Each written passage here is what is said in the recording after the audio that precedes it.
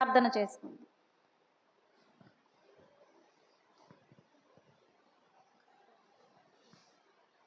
ప్రేమ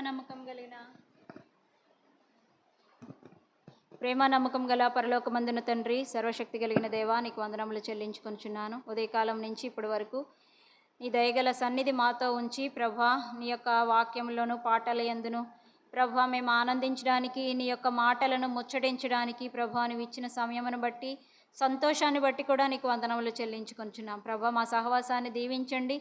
మేము కూడి వచ్చుట నాయనా తండ్రి మేలుకరంగా, ఆశీర్వాదకరంగా ఉండునట్లుగా, ఒకరినొకరు పురుకొలుపుకునే వారంగా ఉండునట్లుగా ఈ మాటలను మేము అనేకులకు ప్రకటించే స్త్రీల సమూహముగా, సైన్యముగా మేము తయారవడానికి మీరే సహాయం చేసి పెట్టండి.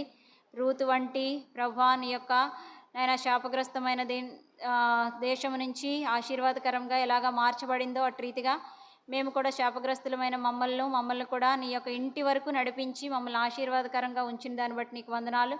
చివరి మాటలను కూడా మీరు మాకు అనుగ్రహించండి, మాకు బుద్ధి కలుగజేయండి, మమ్మల్ని సరిచేయండి, మమ్మల్ని నడిపించండి. నాయనా తండ్రి నీ యొక్క భయమును మా హృదయంలో ఎల్లప్పుడూ ఉంచమని నీ సహాయమును కోరుకొనుచు యేసుక్రీస్తు నామములో ప్రార్థించి బ్రతిమాలుచున్నాను తండ్రి.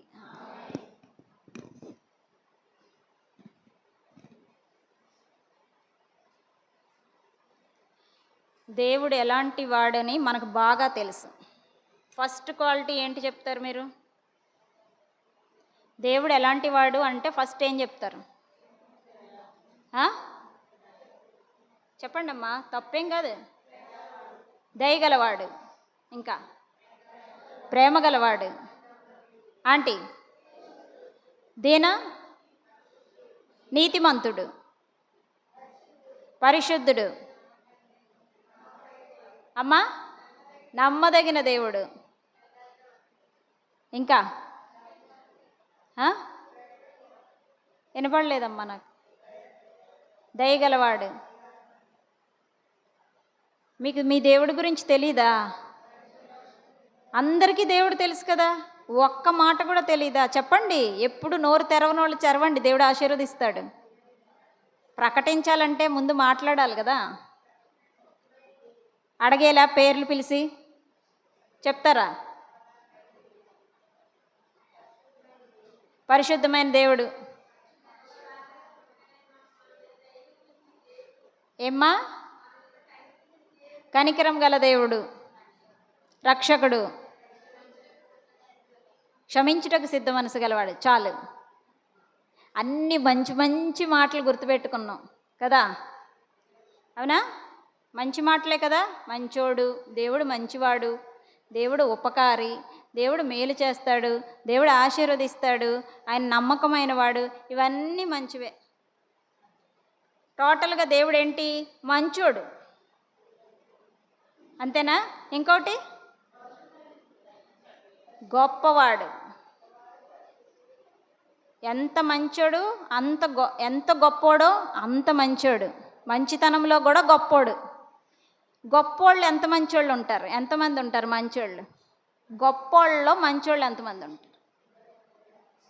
గర్విష్ఠులు ఉంటారు, దురాశాపరులు ఉంటారు, ఇతరుల్ని లెక్క చేయలేని వాళ్ళు ఉంటారు. గొప్పవాళ్ళు అలా ఉంటారు. మంచోళ్ళు కూడా ఉంటారు, నేను చూశాను. ఎంతో గొప్పోళ్ళు కూడా మంచోళ్ళు ఉంటారు, చాలా తక్కువ మంది. అప్పుడప్పుడు మంచిగా ఉంటారు వాళ్ళు కూడా, ఎప్పుడు మంచిగా ఏముంటారు. కానీ ఈయనలో ఉన్న ప్రత్యేకత ఏంటంటే ఎంతో గొప్పోడు, అందరికంటే గొప్పోడు, కానీ అందరికంటే మంచోడు. ఈ రెండు ఒక చోట ఉండడం చాలా కష్టం. అవి రెండు ఒక చోట ఉన్నాయంటే అది దైవ స్వభావం. గొప్పోడై ఉన్నవాడు, మంచోడై ఉంటే, దీనత్వం కలిగి ఉన్నవాడంటే, ఇవన్నీ ఉన్నాయి దేవునిలో. ఎవరు మాట్లాడుతుంది? ఎందుకు మాట్లాడుతున్నావు?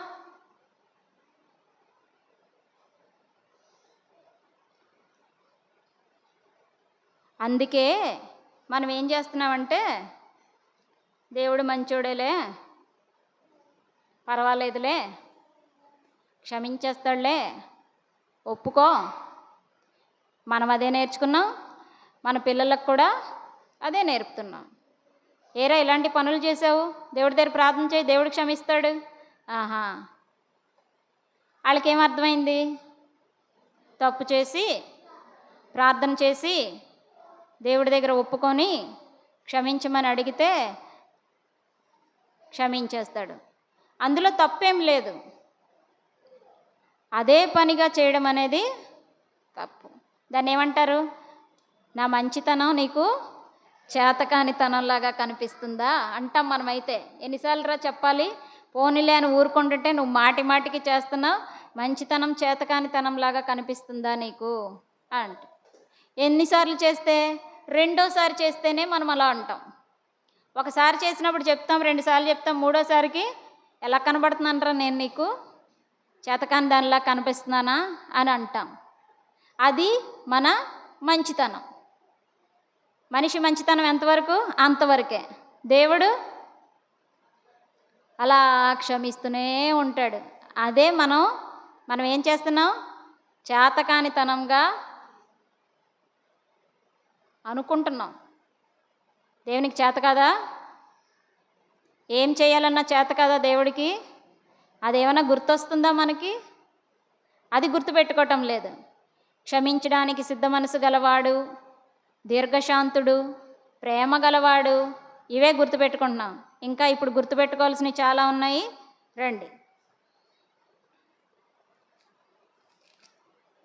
ప్రకటన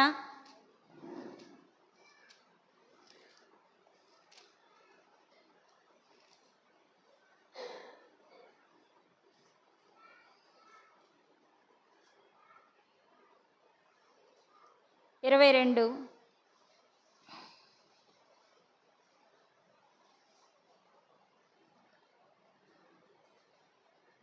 పదకొండు 12 అందరం కలిసి అర్థం చేసుకుంటూ చదవని వాళ్ళకు కూడా అర్థమయ్యేలాగా, నిదానంగా అర్థమయ్యేలాగా చదవండి. నేను మళ్ళీ చెప్పక్కర్లేదు, మెసేజ్ చదివితేనే అర్థమైపోవాలా. అన్యాయము చేయవాడు ఇంకనూ అన్యాయమే చేయనిమ్ము, అపవిత్రుడైన వాడు ఇంకనూ అపవిత్రుడిగానే ఉండనిమ్ము, నీతిమంతుడు ఇంకనూ నీతిమంతుడిగానే ఉండనిమ్ము, పరిశుద్ధుడు ఇంకనూ పరిశుద్ధుడిగానే ఉండనిమ్ము. ఇదిగో త్వరగా వచ్చుచున్నాను, వాని క్రియల చొప్పున ప్రతివానికిచ్చుటకు నేను సిద్ధపరిచిన జీతము నా యొద్ద ఉన్నది. 2 కొరింథీ 5.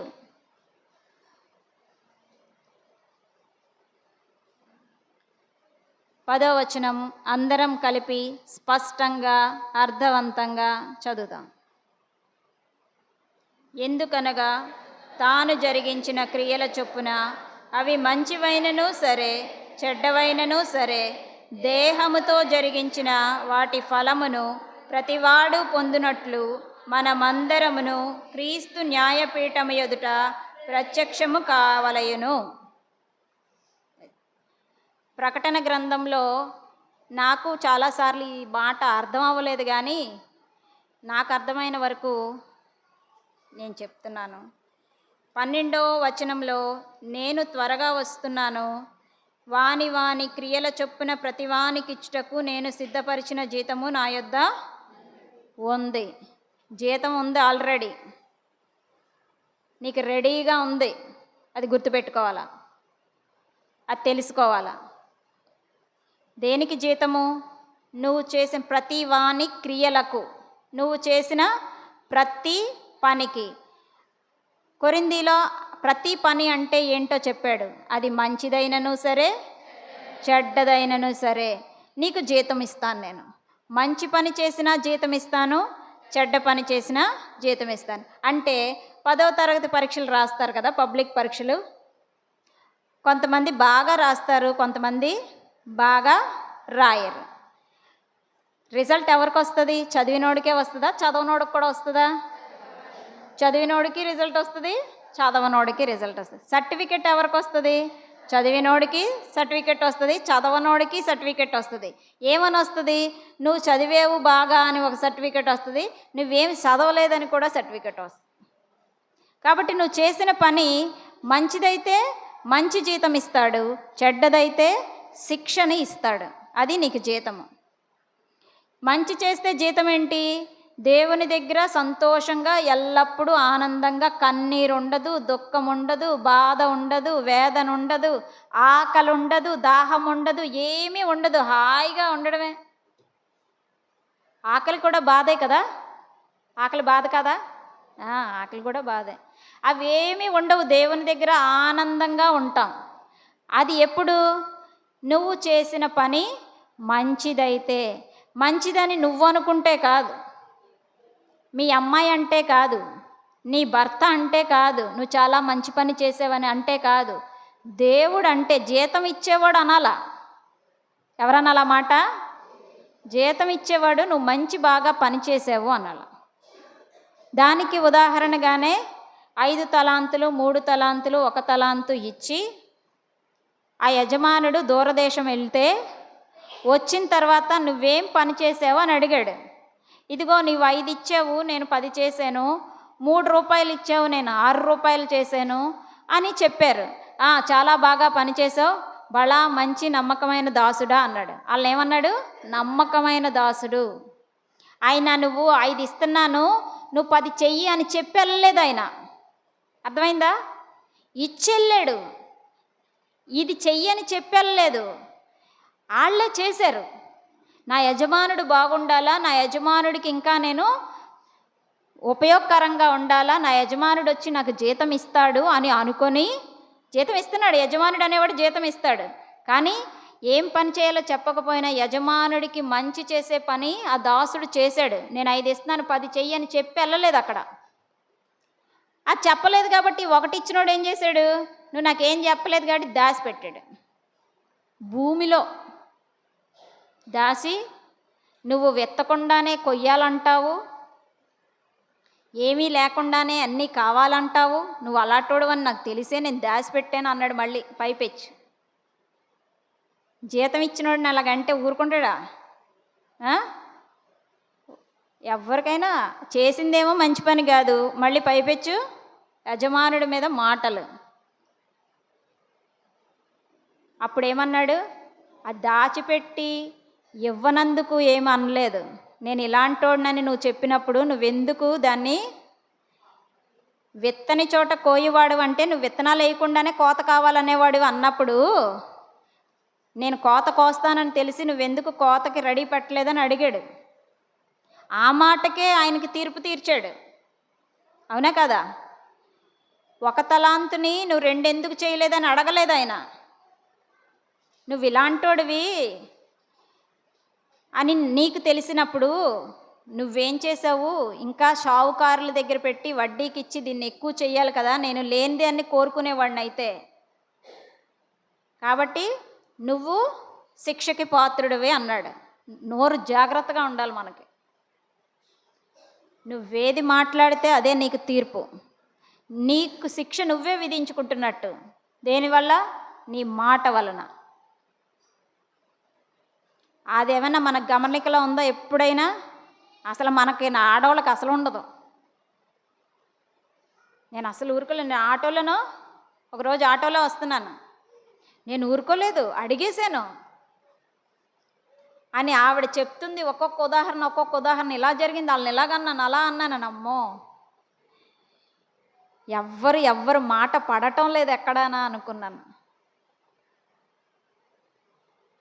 కాబట్టి ఆయన నోటి మాటను బట్టియే ఆయనకి శిక్ష వచ్చింది. ఆయన దాచిపెట్టినందుకు ఇచ్చాడో లేదో నాకు తెలియదు.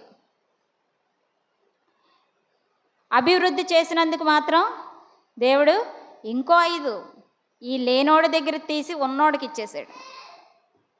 నువ్వైతే ఉపయోగకరంగా మంచి పని చేస్తున్నావు, ఇది కూడా తీసుకో నీకే అని. నీకు ఇచ్చిన దాన్ని నువ్వు వాడకపోతే,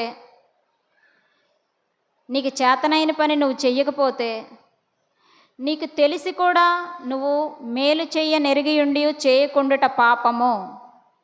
ఇది మంచిదని తెలిసి కూడా ప్రార్థన చేసుకోవడం, ఉదయాన్నే లేచి ప్రార్థన చేసుకోవడం మంచిదని మనకు తెలిసి కూడా మనం చేయకపోతే, నోటికొచ్చినట్టు మాట్లాడకూడదని తెలిసి కూడా మనం నోటిని మూసుకోకపోతే, అంటే ఏది మంచిదో తెలిసుండి కూడా మనం చెయ్యకపోతే అదేంటి? పాపం. బైబిల్లో రాసి ఉంది, అది నేను చెప్పటం లేదు. మేలైనది చేయనెరిగియుండియు చేయకుండుట పాపము. నీకెన్ని తెలుసు దేవుని విషయంలో మంచివి? ఎన్ని విన్నాము, ఎన్ని చెయ్యాలనుకున్నాము, ఎన్ని చేస్తున్నాము, ఎన్ని చేయటం లేదు. ప్రతి పనికి ఏముంది? జీతం ఉంది. నీకు ఏ జీతం వస్తుందో చూడు, ఆ శిక్ష భరించలేవు. ఈ సంతోషాన్ని నువ్వు ఆశ్చర్యపోయేంత సంతోషం నువ్వెప్పుడు అనుభవించినుండవు. ఆ సంతోషానికి ఏం పేరు పెట్టాడు? చెప్పనసఖ్యము మహిమాయుక్తమైన సంతోషం. ఆ సంతోషం నువ్వు చెప్పలేనంత, నువ్వు వర్ణించలేనంత, నువ్వెప్పుడు ఇంత ఉంటుందని నేను అనుకోలేదు, లేకపోతే ఇంకా మంచి పనులు చేసి ఉండేదాన్ని అనుకునేంత. దేవుని దగ్గరికి వెళ్తే అంత సంతోషం ఉంటుంది. మందిరానికి వస్తే మనశ్శాంతి ఉంటుందా మీకు? ఎంతమంది ఎన్నిసార్లు ఫీల్ అయ్యి ఉంటాం? నేను చాలాసార్లు ఫీల్ అయ్యాను. మందిరానికి రాకపోతే మనసంతా కలవరంగా ఉంటుంది. మందిరానికి వచ్చి కాసేపు కూర్చొని దేవుని మాటలు వింటే ఆ మాటలు నన్ను ఓదారుస్తుంటే నాకు ఎంతో నెమ్మదిగా ఉంటుంది. ఈ మందిరానికి వస్తేనే మనకు అంత సంతోషము సమాధానము కలిగి ఉంటే, డైరెక్ట్గా దేవుని చూస్తూ దేవుని ఉన్న స్థలంలో మనం ఉంటే ఆ సంతోషాన్ని మనం వర్ణించగలమా? అలాంటి సంతోషం. ఈ జీతం ఎలాంటిది? శిక్ష. ఎలాంటి శిక్ష? నువ్వు భరించలేని శిక్ష. ఎవ్వరూ భరించలేరు. ఎంతకాలం భరించాలా? ఎంతకాలమైనా భరించాలా. ఈ లోకంలో బాధలు ఎంతవరకు ఉంటాయి? బతుకున్నంత వరకు ఉంటాయి. చచ్చిపోతే విశ్రాంతిలోకి వెళ్ళిపోతారు. అవునా? కొంతకాలం మట్టుకు. ఈ లోకంలో ఉన్న ప్రతీదీ కొంతకాలం మట్టుకే. సహించుకుంటే ధన్యురాలువు, ధన్యుడువు. కొంతకాలం మట్టుకే ఓర్చుకోవాలా. మరి నరకశిక్ష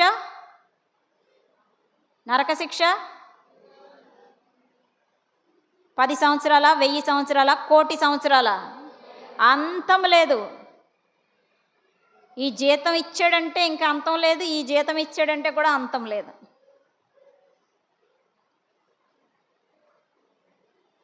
మనం ఎలా ఉన్నాం? దేవుని న్యాయపీఠం ఎదుట నిలబడితే కనికరము గల దేవుడు ఉండడు అక్కడ. న్యాయాధిపతి అయిన దేవుడు ఉంటాడు. ఈ లోకంలో జడ్జి గారి దగ్గరికి వెళ్తే ఇక్కడోళ్ళని నిలబెట్టి ఒక న్యాయవాది మాట్లాడుతూ ఉంటాడు. ఈయన రైట్ అని ఈయన చెప్తాడు, ఆయన రైట్ అని ఆయన చెప్తాడు. ఏది రైటో నిర్ణయించుకునే జ్ఞానం ఈయనకు ఉండాలా. ఒక్కోసారి తప్పుడు నిర్ణయాలు కూడా తీసుకోవచ్చు. తప్పు చేసినోడే మంచోడు అనుకోవచ్చు, రైట్ చేసినోడే తప్పు అనొచ్చు. అలా శిక్షలు పడవచ్చు ఇక్కడ. కానీ అక్కడ వాదించడానికి ఏం లేదు. నీకంటూ ఒక మనస్సాక్షిని పెట్టాడు దేవుడు లోపల. మనస్సాక్షి ఉందా మీకు? అది మాట్లాడుతుందా మీతో? ఆ మనస్సాక్షి మొత్తం, మనస్సాక్షి అంటే ఏంటి అర్థం? మనసే సాక్ష్యం ఇస్తుంది. నీ మనసు సాక్ష్యం ఇస్తుంది నీ గురించి. ఎవ్వరూ సాక్ష్యం ఇవ్వనవసరం లేదు. నీ గురించి నువ్వు నోటితో చెప్తే సరిపోదు, నీ మనసు చెప్పేస్తుంది నువ్వేంటో. మొబైల్ ఫోన్లు ఉన్నాయా? మెమరీ కార్డు ఉందా? Memory card. మొబైల్ ఫోన్లోని సిమ్ కార్డుతో పాటు మెమరీ కార్డు అని ఒకటి ఉంటుంది లోపల. అది నువ్వు మాట్లాడిన మాటలన్నీ, ఎప్పుడు మాట్లాడావు, ఎవరితో మాట్లాడావు, ఎంతసేపు మాట్లాడావు, అసలు ఏం మాట్లాడావు, లేదా మెసేజ్లు పెడితే ఏం మెసేజ్ పెట్టావు, ఎప్పుడు పెట్టావు, ఎంత టైం పెట్టావు, ఏమేమి మెసేజ్లు పెట్టావు, మొత్తం నువ్వు డిలీట్ చేసిన, ఫోన్లో నుంచి డిలీట్ చేసిన మెమరీ కార్డులో ఉంటాయి. ఏదైనా కేసుని తెలుసుకోవాలనుకున్నప్పుడు దీన్ని వాడతారు పోలీసులు. ఆ మాట్లాడుకున్న వాళ్ళు ఇద్దరూ లేకపోయినా అది ఉంటుంది. మరి నువ్వేమి చెప్తావు అక్కడికి వెళ్ళి? వాళ్ళు అలా చేస్తే నేను అలా చేయనా అంటే ఊరుకుంటాడా? నువ్వేమి నేర్చుకున్నావు, ఏం చేసావని అడుగుతాడు దేవుడు. ఒక ఉదాహరణ చూద్దాం. దేవుని దగ్గర నిలబడితే అసలు మనల్ని మనం ఊహించుకోండి ఒకసారి. దేవుడు మనల్ని తీసుకెళ్ళి అక్కడ సింహాసనం దగ్గర నించోబెట్టి నీకు తీర్పు తీర్చి నీ క్రియలు చెడ్డవో మంచివో చెప్పే ముందు నీ పరిస్థితి ఏంటో ఒకసారి చూద్దాం.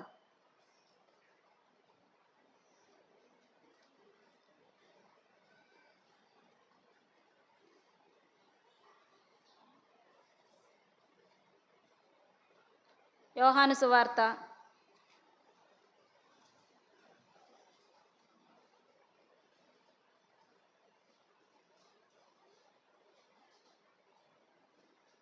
8వ అధ్యాయం.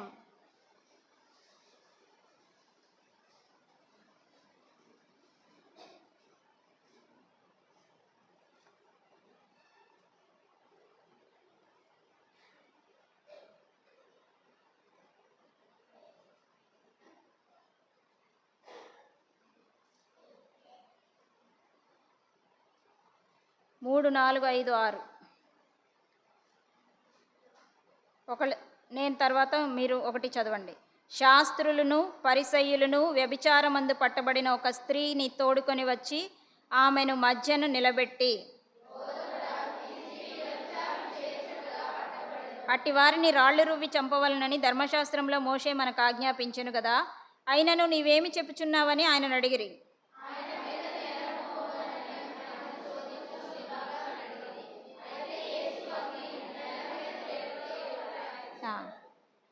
ఇక్కడ తప్పు చేసిందా లేదా కాదు, తప్పు చేసింది, తప్పు చేస్తుండగా పట్టుకున్నారు. నీ తప్పులతో కూడా నువ్వు పట్టబడితే అక్కడ ఎవరెవరున్నారు? శాస్త్రులు పరిసయ్యులు ఉన్నారు, యేసు ప్రభువు కూడా ఉన్నాడు. యేసు ప్రభు ఈ లోకానికి ఎందుకు వచ్చాడు? పాపుల్ని రక్షించడానికి వచ్చాడు కదా, పాపుల్ని రక్షించడానికి వచ్చాడు. కాబట్టి ఈ సందర్భంలో ధర్మశాస్త్ర ప్రకారం ఆవిడ శిక్ష అనుభవించాలి. నేను తప్పు చేయలేదు అనడానికి అక్కడ లేదు, తప్పు చేస్తుండగా పట్టుకున్నారు. మనం కూడా అక్కడికి వెళ్ళిన తర్వాత నువ్వు ఇది చేసావు కాదా అంటే నేను చెయ్యలేదు అనడానికి లేదు, సాక్ష్యం అక్కడే నీకు చూపించేస్తాడు దేవుడు. అక్కడ నువ్వు ఎవరింట్లో చేసావు, ఏ రోడ్డు మీద చేసావు, ఏ ఫోన్తో చేసావు, ఎవరితో మాట్లాడావు, మొత్తం అంతా స్క్రీన్ మీద కనబడుతుంది. బాగుంటుందా? ఎన్ని రహస్య పాపాలు ఉన్నాయి మనకి, ఎంత రహస్య జీవితం ఇంకా కొనసాగుతుంది దేవుని ఇంటికి వస్తున్నా కూడా. అవన్నీ ఇక్కడ చూపిస్తే, నేనే చూపిస్తే మనకేం కలుగుతుంది? మెప్పు కలుగుతుందా? సిగ్గు కలుగుతుందా? అక్కడ పర్వాలేదా? అక్కడ ఎవరికెవరో తెలియదు, పర్వాలేదు, మన బతుకంతా చూపించినా పర్వాలేదా మనకి? నువ్వు మాట్లాడిన మాట, నీ చూపు, ఆలోచన, నువ్వెవరిని ఎలాగ చూస్తున్నావు, ఎంత ప్రేమ కలిగి ఉన్నావు, ఎంత ద్వేషం కలిగి ఉన్నావు, ప్రతిదీ నేను కాదు అనడానికి లేదు. అలాంటి పరిస్థితి ఒక రోజున మనం అందరము క్రీస్తు న్యాయపీఠము ఎదుట ప్రత్యక్షము కావలసి ఉన్నది. అక్కడ నిలబడినప్పుడు నువ్వు నో అని చెప్పడానికి లేదు, నీకు చూపించేస్తాడు. ఇక్కడ ఈవిడ నేను వ్యభిచారం చేయలేదు అని అనగలిగిందా? అది నా తప్పు కాదు, అవతలి వ్యక్తి తప్పు అని అనగలిగిందా? అనడానికి ఛాన్స్ లేదు. అలాంటి పరిస్థితిలో నిలబెడితే రాళ్ళు రువ్వి చంపండి అని ఆయన కూడా అంటే, ఆయన మీద దేవుని కరుణ, ఆమె మీద దేవుని కరుణ ఉన్నదేమో. వాళ్ళు దేవుణ్ణి శోధించడానికి తీసుకొచ్చారు, కానీ దేవుడు ఆమెను రక్షించడానికి ఆ పరిస్థితి ఏర్పడి ఉండొచ్చు. దేవుడు రక్షించడానికి వచ్చాడు కాబట్టి ఆ రోజున ఆమెని రక్షించగలిగాడు. ఇప్పుడు రక్షించడానికి రాడు, ఇప్పుడు శిక్షించడానికి. రెండోసారి ఎందుకు వస్తాడు దేవుడు? ఎందుకు వస్తాడు? శిక్షించడానికి వస్తాడు. దేవుడు వచ్చాడు అంటే నువ్వు కాళ్ళు పట్టుకొని బతిమలాడినా ఇంకా సమయం లేదు. కాబట్టి నీకు దేవుడు ఆయుష్ ఇచ్చినప్పుడే, సరి చేసుకోమని నీకంటూ ఒక సమయాన్ని నిర్ణయించినప్పుడే నువ్వు సరిచేసుకుంటే, బాగుపడి నీ క్రియలను సరిచేసుకుంటే నీ జీతం ఇటు నుంచి అటు తిరుగుతుంది. ఆకాను మంచి షేనారు వస్త్రము ఇవన్నీ దాచుకున్నారు, గుడారంలో దాచుకున్నారు, వెండి బంగారాలన్నీ. ఎవరు చేశారంటే ఎవరూ మాట్లాడలేదు, చీటీ వేశారు. దేవుడు ఆ చీటీ తీసాడు. వాళ్ళ వంశంలో ఒక్కొక్కళ్ళు చీటీ, ఈ వంశము వాళ్ళు, ఈ పితరుడు, వీళ్ళ తండ్రిడు, వీళ్ళ కొడుకుడు ఆయన్ని పట్టుకున్నారు. దాచితే దాగిందా పాపం? దాగిందా? దాగదు. ఎప్పటికైనా రహస్యమందున్నదేది, మరుగైనదేది, రహస్యంగా చెప్పుకున్నది మిద్దెల మీద వినబడుతుందంట. మీరు గుసగుసలాడుకుంటే అయిపోలే, మిద్దెల మీద వినపడుతుంది. అమ్మో ఈ అక్క ఇంత బాగా వాక్యం చెప్పేస్తుంది, ఇక్కడ నిలబడి ఇంత బాగా అందరికీ చెప్తుంది, ఈవిడ బ్రతుకిదా, ఎంత సిగ్గు నాకప్పుడు. అవునా కాదా? అలాంటి పరిస్థితిని మనం ఎదుర్కొంటామా? దేవుడు మనకి ఇంత అవకాశం, వాళ్ళెవ్వరికీ అవకాశం లేదు. ఇలాంటి విషయాలన్నీ ఉన్నాయని వాళ్ళెవ్వరికీ తెలీదు. క్రీస్తు న్యాయపీఠం ఉందని తెలియటం లేదు. క్రీస్తు వస్తాడని గ్రహించటం లేదు. వాళ్ళు క్రీస్తు దేవుడని గ్రహించటం లేదు. నువ్వు నేను గ్రహించాము, న్యాయపీఠం ఉంటుందని ఉన్నాము, అక్కడ నిలబడాలా. ఇలాగ లేవగానే పరలోకం వెళ్ళిపోతామని అనుకోకండి మీరు. క్రీస్తునందు చనిపోయారు వీళ్ళందరూ భక్తులు, పరిశుద్ధులు, ఇలాగ డైరెక్ట్గా దేవుడి దగ్గరికి వెళ్ళిపోతారండి. తీర్పు ఉన్నదని చెప్పాడు కదా. చెడ్డవాళ్ళందరికీ తీర్పు ఉంది, చెడ్డవాళ్ళందరూ న్యాయపీఠం దగ్గరికి రావాలని చెప్పాడా? ప్రతివాడు వాని క్రియలు అవి మంచివైనా రావాలా, చెడ్డవైనా రావాలా, ఆయన న్యాయపీఠం ఎదురుగా నిలబడాలా, చేతులు కట్టుకోవాల్సిందే. అప్పుడు క్రీస్తు రక్తము, క్రీస్తు చేసిన విజ్ఞాపనలు, దాన్ని బట్టి నీకేమైనా క్షమాపణ కలిగి శుద్ధ హృదయంతో నీవు ఈ లోకాన్ని విడిచి వెళితే దేవుడు నీకు ఇచ్చే జీతం ఇస్తాడు. నువ్వు పాపాన్ని ఇంకా దాచుకొని సగమటు సగమిటు ఉన్నా కూడా నువ్వు వెళ్ళవు. దేవుడేంటి? ప్రేమమ్మ చెప్పింది ఏంటి? ఏమని చెప్పింది? దేవుడు పరిశుద్ధుడు, పాపాన్ని అపవిత్రతని సహించడు. ఎంత పాపం ఉంటే పర్వాలేదా దేవుడికి? చెప్పండి. ఇంత పాపం ఉంటే పర్వాలేదా? ఇంత పాపం అయితేనే దేవుడికి కోపమా? అసలు పాపమే ఆయనకి విరోధమైనది. అది ఎంత చిన్న పాపమా పెద్ద పాపమా? చిన్న పాపము కూడా నీ హృదయము ఆత్మకి, ఆత్మలో కపటము ఉంటే ఆత్మ దేవుడి దగ్గరికి వెళ్ళదు. నువ్వు జీవితాంతం దేవుని ఇంటికి రా, దేవుడే ఈయనే దేవుడని నమ్ము. నీ పాపాన్ని నువ్వు ఎప్పటికప్పుడు శుద్ధి చేసుకొని సిద్ధపడకపోతే మాత్రం పరలోకం వెళ్ళడం చాలా కష్టం. గుర్తుపెట్టుకోండి. అందుకే చెప్పాడు, ఒకానొక పట్టణంలో ఒకరిని గాను ఇద్దరిని గాను శేషించిన వాళ్ళు చాలా తక్కువ మంది, ఆఖరికి మిగిలే వాళ్ళు చాలా తక్కువ మంది ఉంటారు. 100 మందిలో ఒకళ్ళు. ఇక్కడ 100 మంది కూడింటే ఇందులో ఒకళ్ళకి పరలోకం అవకాశం ఉంటుందా? 100 మంది వెళ్ళగలుగుతామా? ఎంత జాగ్రత్తగా ఉంటే ఒకళ్ళకి అవకాశం వస్తుంది. బైబిల్ చదివినప్పుడల్లా గుర్తుపెట్టుకోండి, ఇది మనసులో పెట్టుకొని చదవండి. ఇశ్రాయేల్ ప్రజలు ఎంతమంది బయలుదేరారు, ఎంతమంది చివరికి వెళ్ళారు? 2 వెళ్ళారు. లక్షల మంది బయలుదేరితే 2 వెళ్ళారు.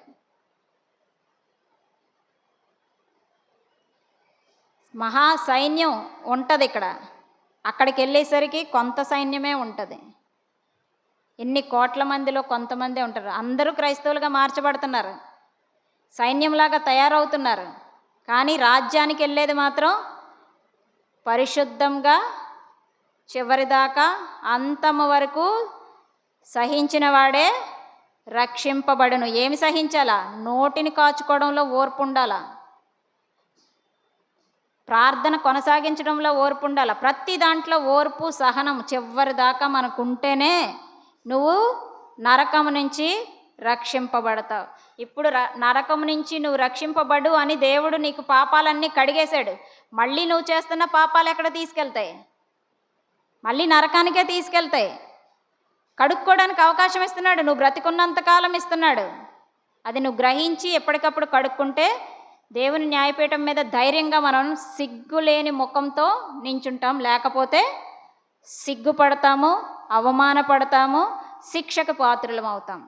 ఈ భయము అనేది మీ హృదయాల్లో యెహోవాను గూర్చిన భయం, యెహోవా యందలి భయము పవిత్రమైనది. ఈ భయం మనలో ఉంటే మనల్ని పవిత్రంగా ఉంచుతుంది, ఎప్పుడు పాపం చేయనివ్వదు.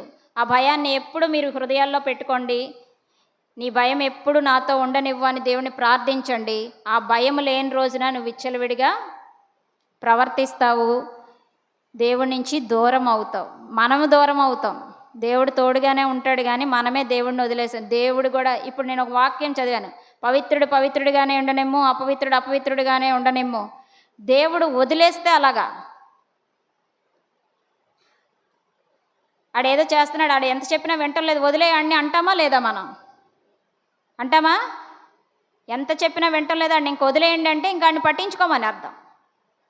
మరి అన్యాయం చేసేవాడిని అన్యాయం చేయని ఇంకంటే ఏంటి అర్థం? వదిలే ఇంకా అని అర్థం. ఇంక వదిలేస్తాడు దేవుడు కూడా. వదిలేసిన తర్వాత అప్పుడు వస్తాడు. అప్పుడు ఏమవుతావు నువ్వు? ఈ భయము కలిగి, దేవుని గమనిక కలిగి, క్రీస్తు రాకడ కొరకు సిద్ధపడడానికి, పవిత్రంగా జీవించడానికి ఎప్పుడు ప్రార్థన వాక్యము మనకు సహాయపడుతుంది. దేవుని మాటలకు చెవియొగ్గి విని గ్రహించి దేవుడు నీకేమై ఉన్నాడో తెలుసుకుంటూ ఉండాలా, ఆయనలో విశ్వాసంలో ఎదుగుతూ ఉండాలి. ఇటు భయము సిద్ధపాటు దేవుడు మనందరికీ ముందుగా మనల్ని కట్టుకోమన్నారు కాబట్టి, స్త్రీలనుగా మనం కట్టుకుంటే మన ఇంటిని మన సంఘాన్ని కూడా మనం కట్టడానికి దేవుడు సహాయం చేయనుగాక.